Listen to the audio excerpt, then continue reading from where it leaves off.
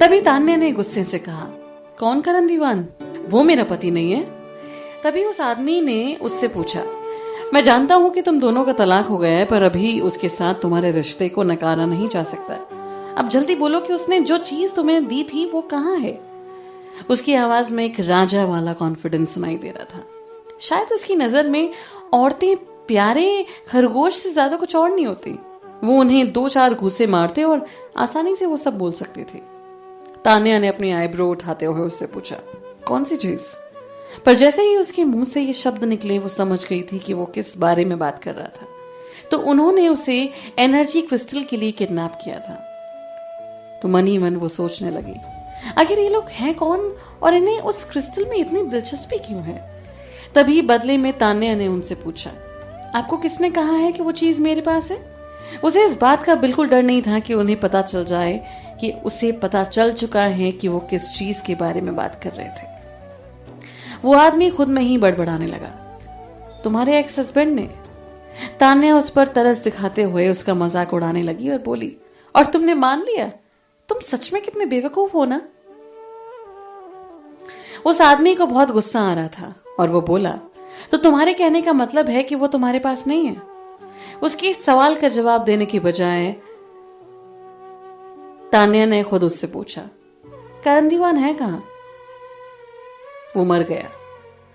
तान्या को इस बात की पहले से उम्मीद थी, पर अपने कानों से ये सुनकर वो थोड़ी हिल गई। तान्या ने बहुत और विश्वास के साथ उससे पूछा, जैसे इस बातों से बहुत हैरानी हो रही हो। तो वो गोली खाने से पहले उसने आखिरी खबर जो आपको दी वो ये थी कि वो चीज मेरे पास है। पता नहीं पर क्यों उस आदमी को ऐसे लगा कि जैसे वो उस पर गुस्सा कर रही थी और उस सिचुएशन के लिए उसी पर इल्जाम लगा रही थी।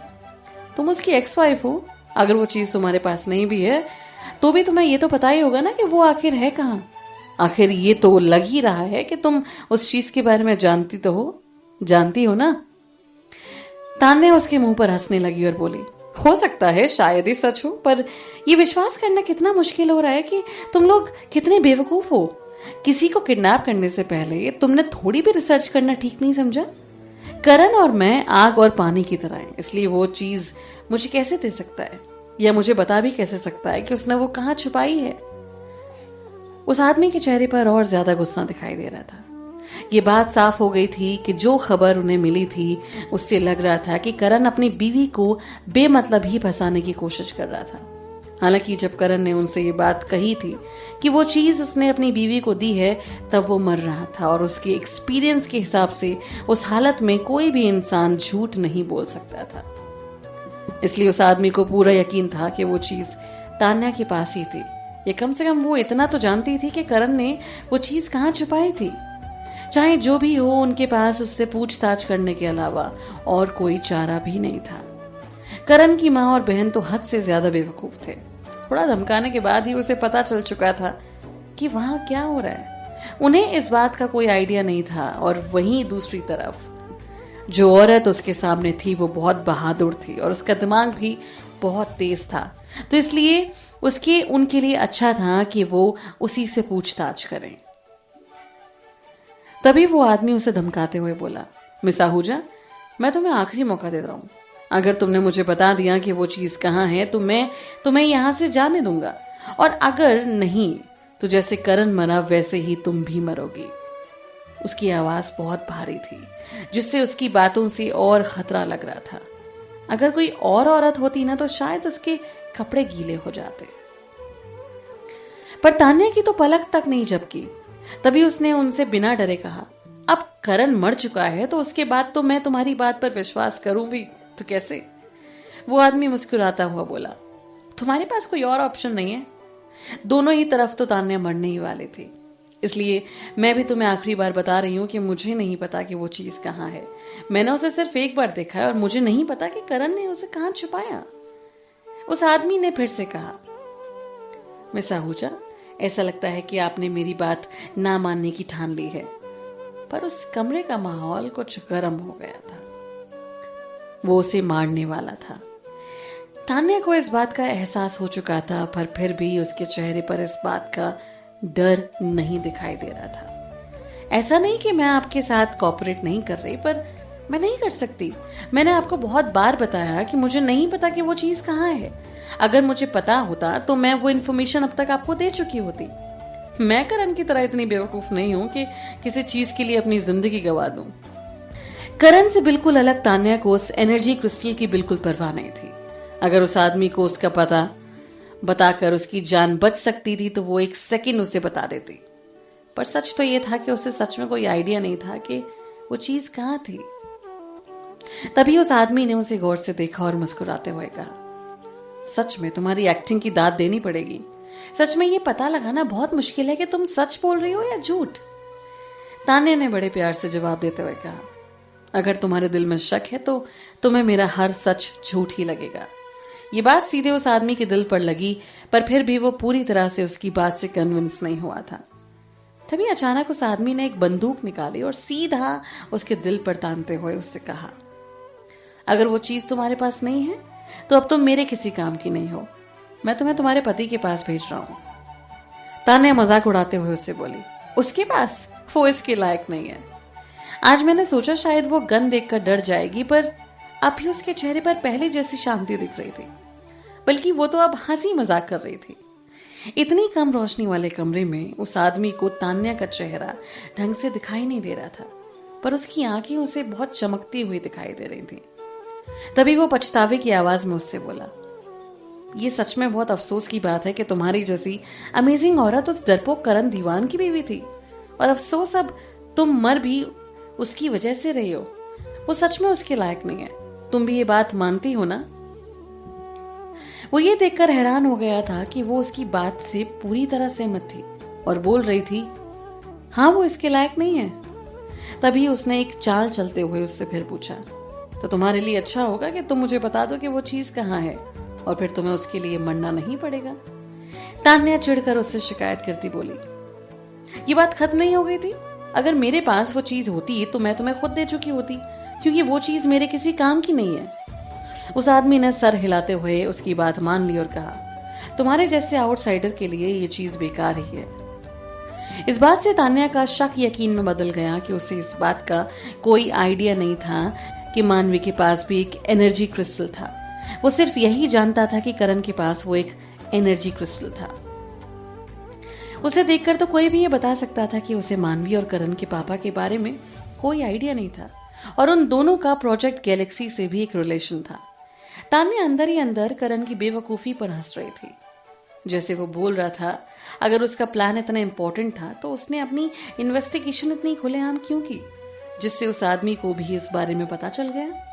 तान्या को इस बात की खुशी थी कि कम से कम वो आदमी पिछली जनरेशन के बारे में कुछ नहीं जानता था, क्योंकि अगर ऐसा होता तो उसे शक हो जाता कि मानवी के पास भी वो एक एनर्जी क्रिस्टल होगा, और तब वो उसकी और उसके परिवार के पीछे पड़ जाता, और ओबेरॉय परिवार के पीछे भी।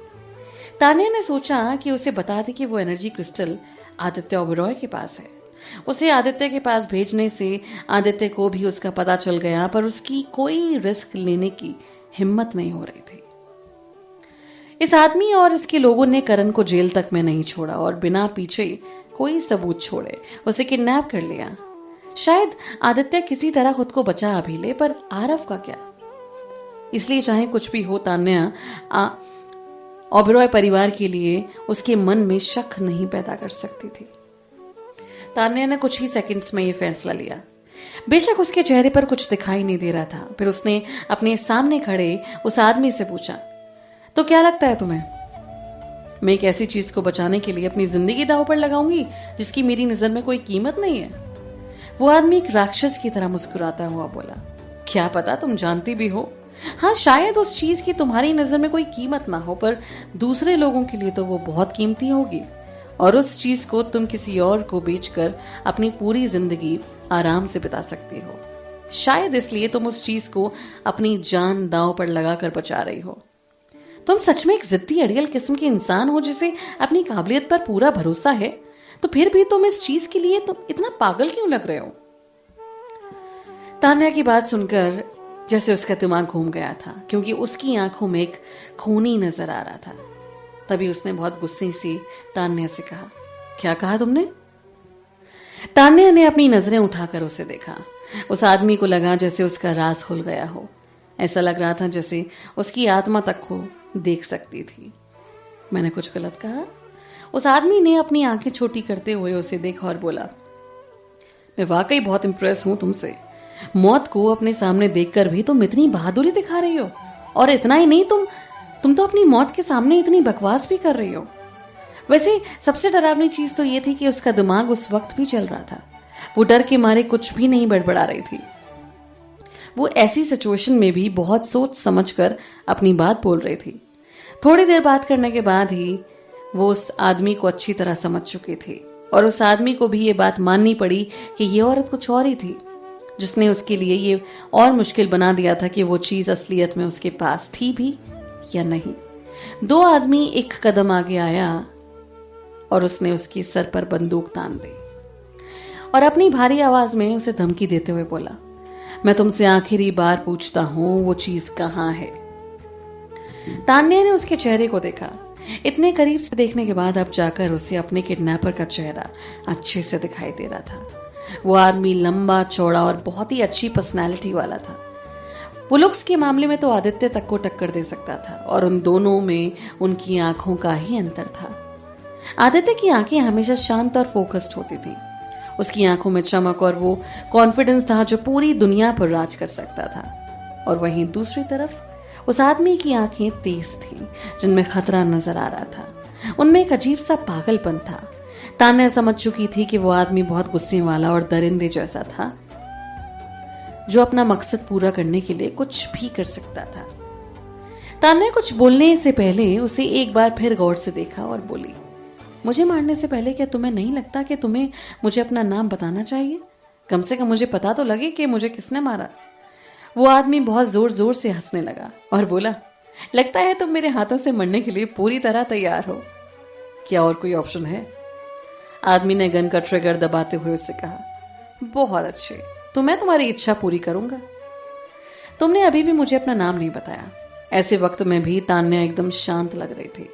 तभी उस आदमी ने जवाब दिया, तुम मेरा नाम जानने लायक नहीं हो। उस रात के सन्नाटे में गोली की आवाज गूंजने लगी। तान्या, आदित्य एक बहुत डरावने सपने से अचानक उठ गया। पूरा पसीना पसीना हो गया। उसने हैरान होकर अपने चारों तरफ देखा और उसे एहसास हुआ कि वो पढ़ते पढ़ते सो गया था।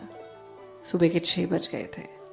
कल तान्या के गायब होने के बाद से ही अभी तक उसे ही ढूंढ रहा था, पर अभी तक उसकी कोई खबर नहीं मिली थी। वो बहुत फ्रस्ट्रेट हो गया था। तभी उसने गुस्से में टेबल पर रखे सारे डॉक्यूमेंट्स फेंक दिए। बर्फ की तरह वो पेपर्स कमरे में चारों तरफ गिर गए। आदित्य को फिर से नींद आ रही थी, इसलिए वो ओबेरॉय परिवार के पुराने घर के आउट हाउस की तरफ चला गया। ऊपर जाकर एक कमरे में जाने लगा। तभी एक नर्स जो उस वक्त ड्यूटी पर थी, उसने आकर आदित्य से पूछा, सर आप इतनी सुबह सुबह यहां कैसे? आपको कुछ चाहिए था? मैं कुछ मदद कर दूं? आदित्य ने उससे ऐसे ही पूछ लिया। वो सब क्या कर रहे हैं? नर्स जानती थी कि वो किसके बारे में पूछ रहा है, इसलिए उसने सच बताते हुए उससे कहा, मिस आहूजा हमारे साथ पूरा कोऑपरेट करती हैं। हम जो भी उनसे कहने के लिए कहते हैं वो कर देती हैं। आदित्य ने सर हिलाया और धक्का देकर उस दरवाजे को खोला।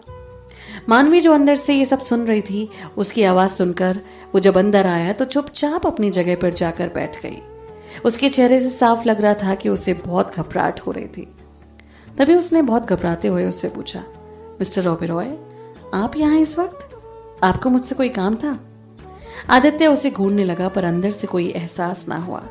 जो चेहरा उसे देख रहा था वो जरूर तान्या का था, लेकिन आदित्य उसे पहचान नहीं पा रहा था। तान्या वाली बात नहीं थी, और शायद जो लड़की उसके सामने खड़ी थी वो पूरी तरह से एक अजनबी थी। सबसे इंपॉर्टेंट हिस्सा उसमें नहीं था, और उसने कसम खाई थी कि वो तान्या को किसी तरह वापस लाकर उस कमी को पूरा करेगा। आदित्य बिना किसी इमोशंस के मानवी को घूरे जा रहा था, और उसको ऐसे घूरने से मानवी की घबराहट शुरू हो गई। तभी अचानक आदित्य बोला, एक बार रिसर्च खत्म हो जाए तो मैं तुम्हारे लिए एक हेल्दी बॉडी का इंतजाम कर लूंगा। मानवी हैरान हो गई। उसे बिल्कुल उम्मीद नहीं थी कि वो आकर खुद उसे ये बात बताएगा। आदित्य ने बहुत शांति से उससे पूछा, पर बदले में तुम्हें मुझसे वादा करना होगा कि तुम तान्या की बॉडी का पूरा ख्याल रखोगे। मानवी को कुछ समझ नहीं आ रहा था। उसने सर हिलाते हुए कहा, मैं समझ सकती हूँ। बहुत अच्छे। जो जवाब सुनना चाहता था वो जवाब मिलने के बाद आदित्य वहां से चला गया। मानवी को शक हो रहा था कि वो जानना चाहती थी कि क्या वो सिर्फ इतना बताने के लिए ही उसके पास चलकर आया था। पता नहीं क्यों पर उस लड़की को लग रहा था कि जरूर कुछ और बात थी। वैसे उसे इस बात से कोई फर्क नहीं पड़ रहा था, क्योंकि जब तक वो तान्या के शरीर में थी, कम से कम तब तक तो आदित्य उसे कोई बड़ा नुकसान नहीं पहुंचाने वाला था। पर हाँ, वो ये जानती थी कि उसकी ये प्रोटेक्टिवनेस तान्या के शरीर के लिए है, ना कि उसके लिए। बल्कि उसे तो पूरा यकीन था कि अगर कभी ऐसी सिचुएशन आई तो जरूरत पड़ने पर बिना एक बार सोचे वो तान्या को बचाने के लिए उसकी कुर्बानी भी दे सकता था। वो एक तरह से तान्या के शरीर की गार्ड बनी हुई थी। पता नहीं क्यों पर यह ख्याल मानवी को बहुत दुखी कर रहा था। एक बार फिर उसे तान्या से जलन होने लगी, क्योंकि वो जानती थी कि जिस तरह से आदित्य तान्या का ख्याल रखता है, कोई भी आदमी उसका ख्याल नहीं रखेगा। वापस उस हल्की रोशनी वाले कमरे में जहां तान्या खुद को संभालने की कोशिश कर रही थी, जब उसका शरीर उस बेड पर कमजोर पड़ा था। उसका पूरा शरीर पसीने में भीग चुका था और यहाँ तक कि वो गद्दा भी उसके पसीने से गीला हो गया था। वो बहुत कमजोर हो गई थी। उसमें इतनी भी ताकत नहीं थी कि वो थोड़ा सा भी हिल सके। तान्या ने बिल्कुल नहीं सोचा था कि मौत का सामना करने के बाद इतना बड़ा टॉर्चर उसका इंतजार कर रहा था। कल लास्ट मोमेंट पर उस आदमी ने उसके माथे से वो गन हटा दी थी, जिसकी गोली तान्या के पीछे जाकर दीवार में लगी। वैसे उस आदमी ने तान्या को कुछ दवाई पिलाई थी। उस आदमी ने कहा था कि वो दवाई हर रात एक्टिवेट हो जाएगी, जिसकी वजह से बहुत ज्यादा दर्द होगा। इतना दर्द जिसे सहन करने से अच्छा कोई इंसान मरना पसंद करेगा। तभी तान्या को एहसास हुआ कि वो आदमी झूठ नहीं बोल रहा था। पूरी रात तान्या को बहुत दर्द हो रहा था। अगर ये सब खुद उसके साथ ना हुआ होता तो वो कभी इस बात पर विश्वास नहीं करती कि कोई ऐसी डरावनी दवाई भी दुनिया में होती थी। हालांकि उसने दया की भीख नहीं मांगी। हाँ, वो दर्द सहन करने लायक नहीं था, पर फिर भी उसने हार नहीं मानी।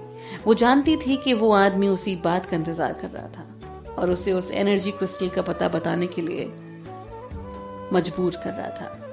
पर सच तो ये था कि तान्या सच में उसके बारे में कुछ नहीं जानती थी। पर अगर वो जानती भी तो भी उस आदमी को कभी नहीं बताती। कोई उसे डरा नहीं सकता था। उसकी इच्छा पूरी करने से बेहतर उसके लिए ये टॉर्चर सहना था। ज्यादा से ज्यादा बुरा क्या ही होता। वो उस नॉलेज के साथ मर जाती और उस आदमी की आखिरी उम्मीद भी उसके साथ मर जाती। तभी धीरे से दरवाजा खुला और वो आदमी अंदर आया। उसने देखा कि तान्या तड़प रही थी। तभी उसने हैरान होते हुए उससे कहा, मुझे सच में ये देखकर हैरानी हो रही है कि तुमने अभी तक हार नहीं मानी। जो दवाई मैंने तुम्हें दी, उस दवाई ने तो अच्छे से अच्छा फौजी भी हार मान लिया। तान्या उसे घूरते हुए बोली, अगर तुम मुझे यहाँ मारने के लिए लाए हो तो जल्दी मार दो। मैं तुमसे वही बात बार बार कह के थक गई हूं। उस आदमी को और गुस्सा आने लगा और वो बोला, लगता है मैंने तुम्हारी जिद को अंडर एस्टिमेट कर दिया। सच कहें तो तान्या ने उस आदमी को बहुत ही ज्यादा इम्प्रेस कर दिया था। शुरू में उसने सोचा था कि थोड़ा सा डर और टॉर्चर के बाद तान्या सब कुछ उगल देगी, क्योंकि आखिर वो थी तो औरत थी। पर ऐसा बिल्कुल नहीं था। इतना टॉर्चर सहने के बाद भी तान्या अपने इरादे से बिल्कुल नहीं हिले थी। इस बात ने उस आदमी को बहुत हैरान कर दिया था। हालांकि कोई भी उसके टॉर्चर करने के तरीकों को नहीं झेल पाता था, इसलिए उसने तान्या को तोड़ने का अपना मकसद बना लिया। मिस आहूजा, कल का दर्द तो सिर्फ एक शुरुआत थी। अच्छा होगा तो मेरी बात मान जाओ। अगर तुम अब भी मुझे सब कुछ बता देती हो तो मैं तुम्हें अभी इसी वक्त मार दूंगा। है ना फायदे का सौदा। उस आदमी ने उसके सामने ये चॉइस रखी थी कि या तो अभी मर जाऊं या फिर बाद में तड़प तड़प कर मरना। ये सच में बेहद दरिंदगी थी। उस आदमी के किसी और के इंसान की जिंदगी से खेलने के तरीके से वो एकदम राक्षस की तरह लग रहा था। उसके लिए किसी और की जिंदगी की कोई कीमत नहीं थी। तान्या उसे घूरे जा रही थी। इतने भयानक टॉर्चर के बाद भी उसका आत्मविश्वास बिल्कुल नहीं हिला था। दुनिया में ऐसे कुछ भी नहीं था जो उसे तोड़ सके। तभी तान्या ने उसे बिना डरे कहा, अब मेरी जिंदगी तुम्हारे हाथों में है, तो तुम्हें जो करना है करो। पर मैं एक बात के लिए तुम्हें पहले ही वार्न कर देती हूँ कि अगर गलती से भी मैं इन सब के बाद जिंदा बच गई तो जब तक तुम्हारी सांस में सांस रहेगी तुम तब तक अपनी इस गलती के लिए पछताते रहोगे। आखिर वो भी कोई साधु थोड़ी थी। वो एक ऐसे इंसान को कैसे माफ कर देती जिसने ना सिर्फ उसे उतना टॉर्चर किया बल्कि उसे जान से मारने की कोशिश भी की। वो आदमी हैरान रह गया था। तान्या ना तो उसकी टॉर्चर से डर रही थी बल्कि उसमें इतनी हिम्मत थी कि वो उसे ऐसी हालत में धमकी भी दे रही थी। अपना मुंह बंद रखो। वो उस पर जोर जोर से हंसने लगा और उसे तान्या की धमकी से जरा भी डर नहीं लगा। और फिर होता भी क्यों? वो लड़की, जैसे तूने कहा कि तुम्हारी जिंदगी मेरे हाथों में है, तो अगर तुम मेरा साथ दो ना तो तुम्हें फायदा नहीं होगा। या तुम्हें मौत से बिल्कुल डर नहीं लगता? तान्या ने उसकी आंखों में देखते हुए कहा, अगर मैं नहीं मरी तो वो तुम हो जिससे डरना चाहिए। गुस्से से उसके होंठ मुड़े। वो तो तुम देख ही लोगे। उस आदमी का चेहरा गुस्से से लाल हो गया और वो बोला, लगता है कल रात के टॉर्चर से तुम्हें कोई सबक नहीं मिला। कोई बात नहीं, क्योंकि इस धरती पर ऐसा कोई इंसान नहीं जिसे मैं ना तोड़ सकूं। तभी तान्या ने उसे ताना मारते हुए कहा, उसमें से एक अभी तुम्हारे सामने है। तभी अचानक उस आदमी ने आकर तान्या का मुंह पकड़ा और हैरानी से उसे देखने लगा। ऐसी हालत में भी तुम्हारी हिम्मत है कि तुम मुझसे इस तरह बात कर रही हो? सच में तुम्हारी दाद देनी पड़ेगी। और औरत होकर भी तुम में इतनी हिम्मत? तान्या ने भी उसी टोन में उससे कहा, तुम भी पहले आदमी हो जिसने मेरे साथ ये सब करने की हिम्मत की। पर अफसोस यही वजह है कि तुम ज्यादा दिन जिंदा नहीं रहोगे। एक बार फिर उस आदमी को धक्का लगा और वो खुद को हंसने से रोक नहीं पाया। तभी जोर जोर से हंसते हुए बोला, इंटरेस्टिंग, वाकई बहुत इंटरेस्टिंग। पर तुम एक बात बताओ, तुम जैसे लोगों को तोड़ने में मुझे सबसे ज्यादा मजा आता है, इसलिए प्लीज मुझे निराश मत करना। तान्या ने अपनी तीखी नजरों से उसे घूरते हुए देखा। बिल्कुल निराश नहीं होंगे। पता नहीं क्यों पर उस वक्त उस आदमी को तान्या की आंखें बेहद खूबसूरत लग रही थी। वो मिरर के जैसे एकदम क्लियर थी। उसमें आजकल के इंसान की कोई गंदगी नहीं थी और एक नेचुरल ब्यूटी थी। ऐसी अनोखी औरत को मारना सच में सही नहीं था और ये बहुत शर्म की बात थी कि वो औरत उसके हाथ लगी थी। उस आदमी ने वहां से जाने से पहले तान्या से कहा, मानवी आहूजा, सही कहा ना? मैं तुम्हारा नाम तुम्हारे मरने के बाद भी याद रखूंगा। हालांकि वो तान्या से काफी इम्प्रेस था, पर अभी भी उड़ने को वो टॉर्चर नहीं कर सकता था। उसने पूरा दिन तान्या को खाना पीना कुछ नहीं दिया। तान्या पूरा दिन बिस्तर पर पड़ी रही और उसे कभी होश आता तो कभी बेहोश हो जाती। तान्या ने वहां से बाहर निकलने के कई तरीके सोचे, पर जिस कमरे में उसे रखा गया था वो पूरी तरह बंद था और उसके दरवाजे के बाहर हर वक्त एक गार्ड भी खड़ा था और वो उससे लड़ने के लिए बहुत कमजोर थी। उसके पास कोई तरीका नहीं था कि वो मदद के लिए किसी को बुला सके। शायद वो सच में ही मरने वाली थी। तान्या को मौत से डर नहीं लग रहा था क्योंकि आखिर वो उसके शरीर उसका नहीं था, पर फिर भी वो खुद को बचाना चाहती थी ताकि वो इस टॉर्चर से याद रख सके और बाद में ऐसे दरिंदे को उसकी सजा दे सके। वो अपनी ये सारी सोच संभाल कर रखने चाह रही थी, पर अफसोस उसकी जीने की उम्मीद बहुत कम दिखाई दे रही थी। अब वो दर्द सहने के अलावा कुछ नहीं कर सकती थी। तभी तान्या के दिमाग में एक प्लान बनने लगा और उस समय उसके शरीर में उस दवाई ने भी काम करना शुरू कर दिया था। उसका शरीर के हर हिस्से में दर्द हो रहा था। उसकी इंटरनल बॉडी में इतना दर्द था कि ऐसा लग रहा था कि कोई बार बार चाकू मार रहा हो। दर्द धीरे धीरे बढ़ता ही जा रहा था। दांत भींचने से पहले तान्या के मुंह से एक आवाज निकली और फिर वो अपना मुंह बंद कर चुपचाप उस दर्द को सहने की कोशिश करने लगी। ऐसा लग रहा था कि कोई उसके शरीर के टुकड़े टुकड़े कर रहा था। कल से दर्द आज बहुत ज्यादा था। शायद उसकी कमजोरी की वजह से आज उसे दर्द बहुत ज्यादा ही हो रहा था। तान्या ने कस के अपने दांत भींचे और उसके शरीर के हर हिस्से में से पसीना टपकने लगा। वो दर्द से तड़प रही थी और उसका चेहरा सफेद पड़ गया था। और जब दर्द बहुत ज्यादा बढ़ गया तो वो अपने परिवार, अपने चाचा प्रखर और सबसे ज्यादा आरव के बारे में सोच रही थी। उसे अपने बेटे की खातिर ये सब सहना ही होगा। वो तड़पती हुई जमीन पर गिर गई और उसका चेहरा पूरा दर्द से भर गया। वैसे शायद उस आदमी ने एक औरत की सहन शक्ति को अंडर एस्टिमेट कर दिया था, क्योंकि एक औरत की सहन शक्ति आदमी से कितनी ज्यादा होती है ये बात तो बच्चे को जन्म देने के दर्द सहन से ही साबित हो जाती है। कल से दर्द आज बहुत ज्यादा था। पर शायद उस दर्द से थोड़ा ही ज्यादा था जो दर्द उसे अपनी जिंदगी आरफ को पैदा करने पर हुआ था। उसने अपनी मुट्ठी बंद की और जोर जोर से दीवार और जमीन पर मारने लगी। उसे लगा शायद इस दर्द से उसका ध्यान उसके अंदर के दर्द से हट जाएगा, पर तब तक ये सब करती रही जब तक उसकी पूरी बॉडी खून और छालों से भर नहीं गई। अगर वहां कोई भी होता तो उसे तान्या की हालत पर दया आ जाती, पर जो आदमी दरवाजे के बाहर खड़ा था और दरवाजे के होल से उसे तड़पता हुआ देख रहा था, उसे कोई फर्क नहीं पड़ रहा था। उसकी आंखों में उसके लिए कोई दया नहीं नजर आ रही थी।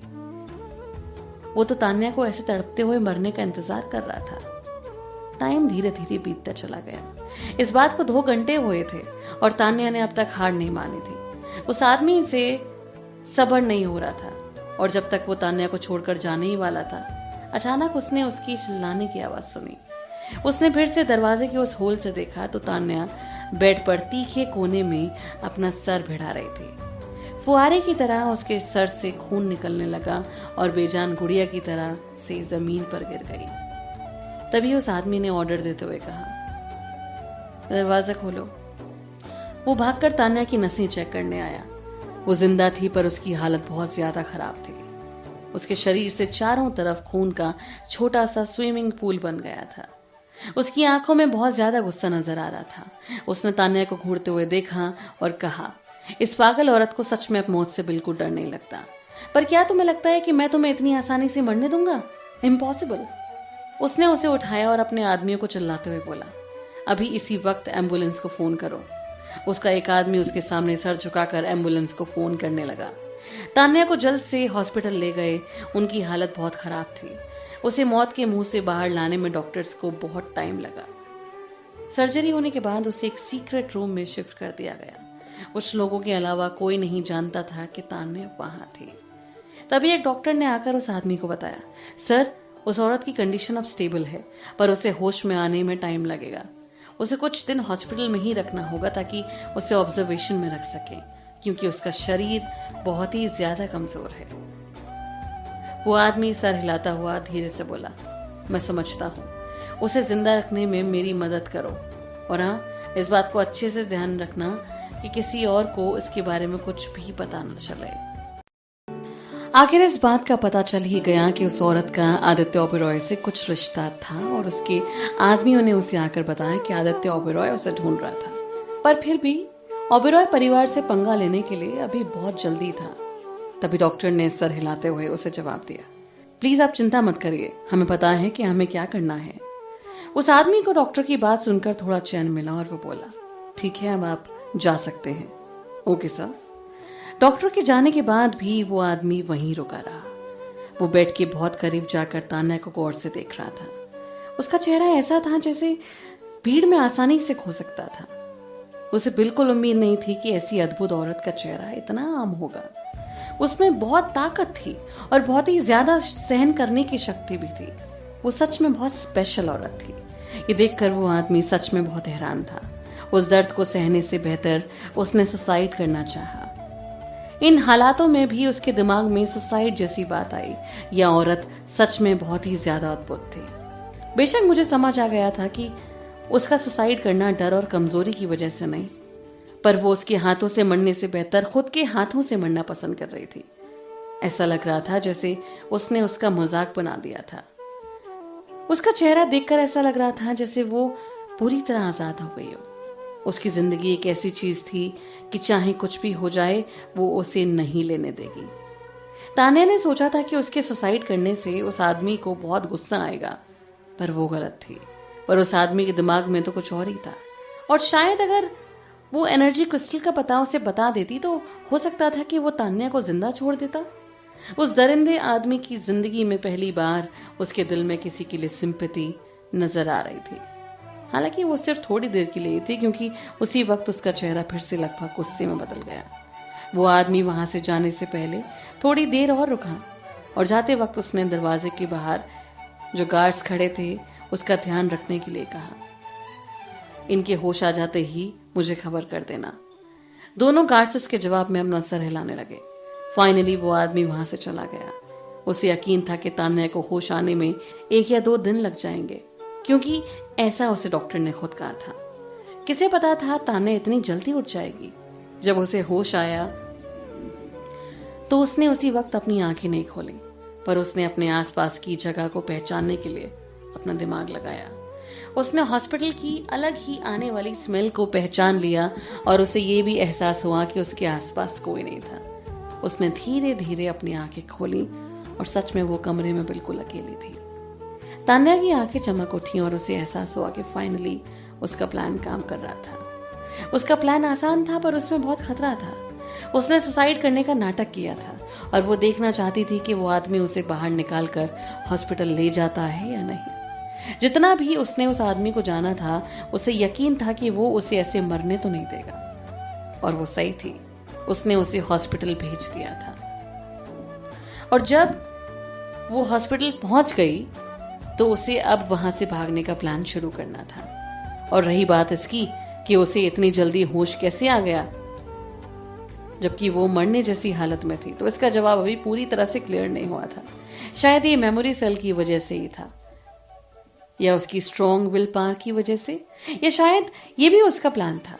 चाहे जो भी हो, अभी इस कहानी में उसका किरदार खत्म होने का समय नहीं आया था। तान्या वहां से भागने की तैयारी करने लगी। अगर वो किसी तरह से यहां से जिंदा निकल गई तो वो उस आदमी को उससे पंगा लेने की कीमत जरूर बताएगी। तान्या की आंखों में डिटर्मिनेशन साफ दिखाई दे रहा था जब उसने खुद को उठाने के लिए अपने दांत पीस लिए। कुछ मिनटों के बाद एक नर्स उसे चेक करने आई। उस नर्स ने इंसान जैसी चीज जो बेडशीट से पूरी तरह ढकी हुई थी उसको घूर कर देखा और उससे सवाल किया, तुम्हें होश आ गया? तभी वो उन बेडशीट को हटाने लगी।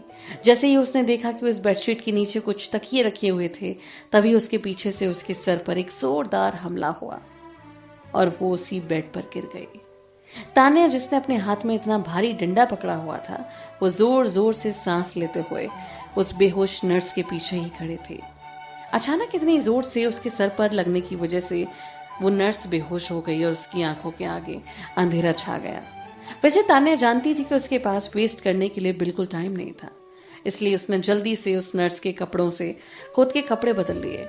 उसने तकिए वापस अपनी जगह रखकर वहां नर्स को लिटा दिया। उसके बाद तान्या बाथरूम से कुछ टॉवल्स लाई और कैंची से उन्हें पट्टियों में काट लिया और फिर उसने उन सारी पट्टियों को आपस में जोड़कर अपनी टूटी टांग पर बांधने के लिए एक बैंडेड लगा ली। नर्स की लॉन्ग स्कर्ट के नीचे उसकी टूटी टांग लगभग नॉर्मल लग रही थी।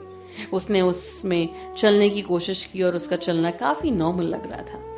बाहर निकलने से पहले तान्या ने उस नर्स की कैप और मास्क लगा लिया। दोनों गार्ड्स ने उसकी तरफ देखा पर कुछ किया नहीं। उन्हें बिल्कुल शक नहीं हुआ। आखिर डॉक्टर ने खुद कहा था कि तान्या को होश आने में भी कुछ दिन लग जाएंगे, इसलिए उनकी नजरों के सामने ही तान्या आसानी से कमरे से बाहर निकल गई। थोड़ी ही देर में वो दूसरी तरफ मुड़ी और उनकी आंखों के सामने से गायब हो गई। उसके हर कदम में उसे बहुत दर्द हो रहा था क्योंकि उसे उनके सामने एक नॉर्मल इंसान की तरह चलना था। उसके साथ साथ उसका शरीर बहुत कमजोर था, जिसकी वजह से उसे चक्कर आ रहे थे और आखिर लड़खड़ाने लगी और उसे बहुत चक्कर आने लगे। वो बहुत जोर जोर से सांस ले रही थी। उसका माथा पसीने से तर हो गया था और उसकी आंखों के सामने अंधेरा छाने लगा था। तान्या को इस बात का एहसास था कि वो अपने होश खो रही है। ये कमजोर शरीर पर हावी तेज दिमाग का असर था क्योंकि वो अभी तक सिर्फ अपनी विल पावर से चल रही थी। वो गिरने ही वाली थी कि अचानक उसे एक डॉक्टर ने पकड़ लिया। उस डॉक्टर ने उसकी चिंता करते हुए उससे पूछा, तुम ठीक तो हो? क्या हुआ तुम्हें? तान्या उसका चेहरा नहीं देख पाई, इसलिए वो ये नहीं बता सकती थी कि वो डॉक्टर वही था जो उसका इलाज कर रहा था, पर वो ये जानती थी कि ये चेहरा कुछ जाना पहचाना था। उसने अपनी जीभ काटी और इस दर्द की वजह से उसे होश आ गया। तान्या डॉक्टर को इग्नोर करते हुए जल्दी से वहां से भाग गई। डॉक्टर उसके पीछे से चिल्ला रहा था और उसने सोचा कि वो उसकी मदद करेगा। नर्स, तुम्हें कोई मदद चाहिए? Hello nurse. तान्या ने उसकी बात अनसुनी कर दी और उसके दिमाग में भी सिर्फ एक ही बात चल रही थी, भागो। थोड़ी देर बाद उसने अपने पीछे आते हुए भारी कदमों की आवाज सुनी और जब उसने पीछे मुड़कर देखा तो उसका दिल बहुत घबरा गया। गार्ड्स उसके पीछे आ रहे थे। गार्ड्स उस पर चिल्ला रहे थे, रुको उसे। उन लोगों को अपने पीछे आते देख तान्या जोर जोर से भागने लगी। तभी वो एक खुली लिफ्ट में घुस गई और जल्दी में उसने लिफ्ट बंद करने का बटन दबा दिया। जैसे ही गार्ड्स वहां पहुंचे, लिफ्ट बंद हो चुकी थी।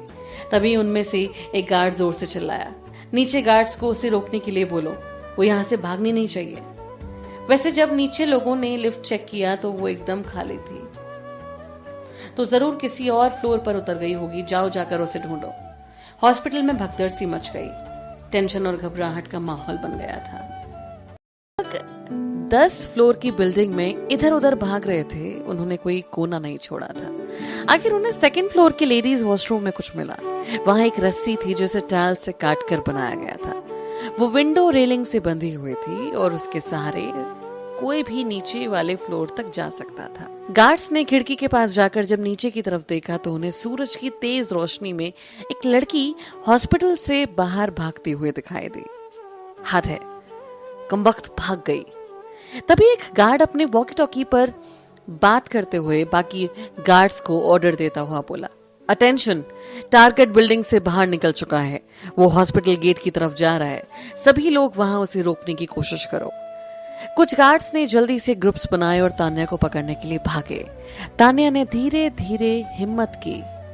बहुत तेज भाग रही थी वो, जबकि उसकी हर तेज सांस उसकी लंग्स में चाकू की तरह लग रही थी। फाइनली वो हॉस्पिटल गेट से बाहर निकलकर रोड तक पहुंच गई। उसने देखा कुछ गार्ड्स की तरफ आ रहे थे। उस वक्त सुबह सुबह बहुत जल्दी थी, इसलिए रोड पर लगभग 1 या 2 के अलावा कोई कार नहीं दिखाई दे रही थी। तान्या ने मुड़कर अपनी तरफ आते उन गार्ड्स को देखा और जल्दी से रोड के बीच में एक कार के सामने जाकर खड़ी हो गई। उसके अचानक ऐसे कार के सामने आ जाने से ड्राइवर जोर जोर से हॉर्न बजा रहा था। तभी अचानक उसने कार के ब्रेक दबाए, जिसकी वजह से कार उछल गई।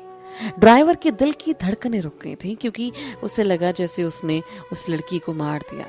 और भगवान का शुक्र था कि उसकी कार टाइम पर रुक गई थी और कार ज्यादा नहीं उछली थी। उसे अपनी आंखों पर विश्वास नहीं हो रहा था कि वो लड़की जल्दी से कार की तरफ आई और पीछे वाली सीट का दरवाजा खोलने लगी। वो जल्दी से अंदर बैठ गई और चिल्लाते हुए बोली, जल्दी से चलो, मैं तुम्हें 1 लाख रुपए दूंगी। ड्राइवर उसकी बात सुनकर बहुत हैरान हो गया। वो हैरान हुए उस ड्राइवर को फिर से चीख कर बोली, जल्दी चलो यहां से, नहीं तो हम दोनों मारे जाएंगे। ड्राइवर ने उन डरावने गार्ड्स की तरफ देखा जो उनकी तरफ आ रहे थे, और हालांकि उसे कोई आइडिया नहीं था कि आखिर हो क्या रहा है। उसने हैरानी में ही गाड़ी स्टार्ट की और इससे पहले कि गार्ड्स उन तक पहुंचते वो फुल स्पीड में गाड़ी चलाने लगा। गार्ड्स ने उनके पीछे भागने की कोशिश की और चिल्लाने लगे, रोको। तभी ड्राइवर ने स्पीड और तेज कर दी। तान्या ने कार के रेयर व्यू मिरर से देखा। जब उसे लगा कि वो गार्ड्स को काफी पीछे छोड़ चुके हैं तो उसने ड्राइवर से कहा, मुझे पुलिस स्टेशन ले चलो, तुम्हें तुम्हारे पैसे बाद में कोई दे देगा। ड्राइवर ने अपने दिल की धड़कन को थामते हुए उससे पूछा, मैडम आखिर हुआ क्या? हालांकि उसे कोई जवाब नहीं मिला। तभी उसने पीछे मुड़कर देखा और वो ये देखकर हैरान रह गया कि वो औरत ऑलरेडी बेहोश हो चुकी थी। इतना ही नहीं, उसके चेहरे से खून भी निकल रहा था और उसका चेहरा पीला पड़ता जा रहा था। ड्राइवर को लगा कि वो मर गई।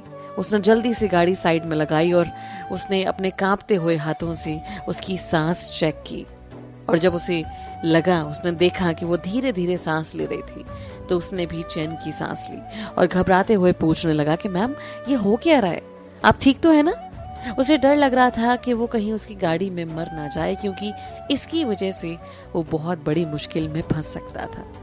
तान्या ने धीरे धीरे अपनी आंखें उठाई और धीरे से उससे कहा, पुलिस स्टेशन ले चलो। इतना कहकर वो फिर से गिर गई। उसके बाद ड्राइवर उसे फिर से होश में नहीं ला पाया। उसने एक बार तो सोचा कि वो फिर से हॉस्पिटल उसे ले जाए, पर उसे याद आया कि वहां कुछ लोग उसका पीछा कर रहे थे और उन्हें देखकर तो ऐसा लग रहा था कि वो उसे नुकसान पहुंचाना चाहते थे। उसने इस बारे में सोचा और फाइनली डिसाइड किया कि जैसा वो चाहती थी वो वैसे उसे पुलिस स्टेशन ले जाएगा। फुल स्पीड में उसने गाड़ी दौड़ाई और पुलिस स्टेशन ले गया, क्योंकि उसे डर लग रहा था कि कहीं वो उसकी कार में मर ना जाए। जैसे ही तान्या पुलिस स्टेशन पहुंची, आदित्य को इस बात की खबर मिल गई। उसे ढूंढने के लिए आदित्य ने पूरे शहर में अपने आदमी लगा रखे थे और सबसे बड़ा फोकस पुलिस स्टेशन ही था। जब आदित्य ने यह खबर सुनी तो वो अपने चाचा के साथ था। उसने हैरानी और खुशी से पूछा, सच में? उसका ख्याल रखना, मैं अभी आ रहा हूं। उसने जल्दी से फोन काटा और अपने कजिन रोहन ओबेरॉय को इन्फॉर्म किया, हमने उसे ढूंढ लिया है, वो पुलिस स्टेशन में है। रोहन ने भी बहुत खुशी से उससे जवाब दिया, ये तो बहुत अच्छी खबर है, मैं भी तुम्हारे साथ चलता हूँ। आदित्य ने उसे हाँ कहा और फिर वो दोनों पुलिस स्टेशन की तरफ भागे। वहां पहुंचते ही आदित्य को ये एहसास हुआ कि तान्या की कंडीशन बहुत ज्यादा सीरियस थी। वो अब भी बेहोश थी और पुलिस ने उसके लिए एक डॉक्टर भी बुलाया था। उसकी इंजर्ड बॉडी और सफेद पड़े चेहरे को देखकर आदित्य डर गया और उसने पूछा, इसे हुआ क्या था? एक पुलिस वाले ने ड्राइवर की तरफ इशारा करते हुए कहा, मिस्टर ओबेरॉय, इन्होंने बताया कि कुछ लोग मिस आहूजा के पीछे पड़े थे। हालांकि अब इनकी कंडीशन स्टेबल है और ये अभी आराम कर रही हैं। पीछे पड़े थे? इतना बोलकर आदित्य ने अपना चेहरा उस ड्राइवर की तरफ घुमाया। ड्राइवर का मुंह पूरा खुला था। उसे आदित्य को अपनी आंखों के सामने देखकर विश्वास नहीं हो पा रहा था। आखिर आदित्य मुंबई शहर का एक बहुत बड़ा आदमी था, वो किसी सेलिब्रिटी से कम नहीं था। तभी वो खुद से बड़बड़ाने लगा, क्या मैं सपना देख रहा हूं? एक लंबा और हैंडसम लड़का वहां पास में खड़ा था। उसने प्यार से पूछा, एक्सक्यूज मी, आप हमें बताएंगे कि आखिर हुआ क्या था? ड्राइवर ने एक नजर उसकी तरफ देखा और उसे एहसास हुआ कि आदित्य और उस लड़की की शक्ल आपस में काफी मिलती थी। ड्राइवर उन्हें वहां जो भी हुआ वो सब कुछ सच बताते हुए बोला, मैं हॉस्पिटल के बाहर से जा रहा था, तभी ये मैम मेरी कार के सामने आ गई। जैसे ही उसने अपनी बात खत्म की, आदित्य ने पुलिस वाले की तरफ देखा।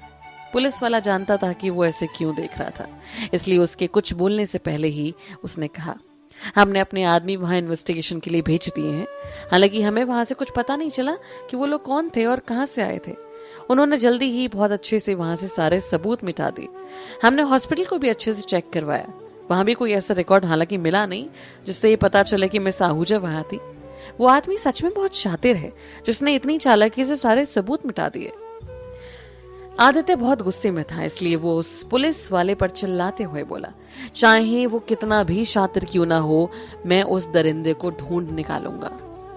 तभी रोहन मुस्कुराते हुए बोला, इस शहर में हम ओबेरॉय से ज्यादा शातिर कोई और नहीं है। और फिर उसने आदित्य की तरफ देखकर कहा, भैया आप ये सब मुझ पर छोड़ दो, जैसे ही कुछ पता चलेगा मैं आपको इन्फॉर्म कर दूंगा। आदित्य ने सर हिलाया और तान्या को अपनी बाहों में उठाकर वहां से चला गया। वैसे कुछ ही कदम आगे गया था कि अचानक उसने मुड़कर ड्राइवर से कहा, इन्होंने कहा था कि आपको इसके लिए 1 लाख रुपए मिलेंगे। ड्राइवर ने उन्हें अपनी पूरी कहानी सुनाई थी, यहाँ तक कि तान्या ने उससे जो इनाम वाली बात कही थी वो भी उन्हें उसको बताया। ड्राइवर ने जल्दी में अपना हाथ हिलाकर मना करते हुए कहा, नहीं, मैंने पैसों के लिए मैम की मदद नहीं की, हमें तो हमेशा मुसीबत में फंसे लोगों की मदद करनी चाहिए, इसलिए। आदित्य ने अपने एक बॉडीगार्ड को इशारा करते हुए कहा, इन्हें 1 लाख रुपए का चेक दे दो। Okay sir. ड्राइवर हैरान हो गया और उसने जल्दी में कहा, सर ये सच में बहुत ज्यादा है और इसकी कोई जरूरत नहीं है। हालांकि आदित्य ऑलरेडी वहां से बाहर आ चुका था। उसने ड्राइवर को उसे मना करने का मौका तक नहीं दिया। बॉडीगार्ड ने एक चेक उस ड्राइवर को मुस्कुराते हुए देकर कहा, आपकी मदद के लिए थैंक यू सर, ये बहुत ज्यादा नहीं है, बस आपने जो हेल्प की उसके लिए हमारे सर की तरफ से एक छोटा सा थैंक यू, प्लीज आप ये ले लीजिए। ठीक है एंड थैंक यू। इतना बोलकर वो चेक हाथ में पकड़े आदित्य को जाते हुए देख रहा था। अचानक अपने हाथ में 1 लाख रुपए का चेक देखकर उसे समझ नहीं आ रहा था कि क्या ये सच में हकीकत है, कहीं वो सपना तो नहीं देख रहा, और इसीलिए उसने खुद को चूंटी काटी। आदित्य तान्या को लेकर सीधा डॉक्टर खुराना के पास चला गया, क्योंकि वो शहर का सबसे बड़ा डॉक्टर था। आदित्य ने उसके साथ दोस्ती जरूर तोड़ दी थी, पर इस बखेड़े की शुरुआत उसी की वजह से हुई थी, तो उसे उनकी मदद करनी ही पड़ेगी। वो उनका कर्जदार बन चुका था। डॉक्टर खुराना ने तान्या के ट्रीटमेंट में अपनी पूरी जान लगा दी, पर तान्या की हालत देखकर उनका चेहरा उतर गया। तभी आदित्य ने डरकर उससे पूछा, वो कैसी है? खुराना ने उसे सच बताते हुए कहा, इनकी हालत बिल्कुल ठीक नहीं लग रही, इनकी बॉडी में एक बहुत खतरनाक दवाई इंजेक्ट की गई है। मैंने इतनी खतरनाक दवाई पहले कभी नहीं देखी। इस दवाई ने मानवी के शरीर को अंदर से पूरी तरह खत्म कर दिया है। आदित्य ने गुस्से वाली नजरों से उसे कहा, खतरनाक दवाई?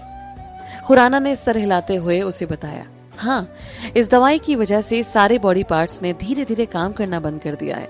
जब भी ये दवाई अपना काम करना शुरू करती है तो इंसान को बहुत खतरनाक दर्द महसूस होता है, और अगर जल्दी ही उस इंसान को इसका एंटीडोट नहीं दिया गया तो उसे बहुत दर्द होगा, और कुछ देर बाद उस दर्द से उसकी मौत भी हो सकती है। मानवी की कंडीशन देखकर लगता है कि इसे ये दवाई काफी देर दिए हो गई। मुझे ये कहते हुए बहुत अफसोस हो रहा है कि इन्होंने बहुत दर्द सहा होगा। ये सुनकर आदित्य के होश उड़ गए और उसकी आंखों में खून नजर आने लगा। ये बात सोचकर ही कि तान्या को इतना टॉर्चर सहना पड़ा, उसका मन कर रहा था कि वो उस आदमी के टुकड़े टुकड़े कर दे। हालांकि वो शरीर मानवीय आहूजा का था, पर वो दर्द तो तान्या को ही सहना पड़ा था। सबसे ज्यादा तो उसे खुद को गुस्सा आ रहा था, क्योंकि वो उसे सेफ रखने में फेल हो गया था। आदित्य की आंखें बहुत खतरनाक लग रही थी।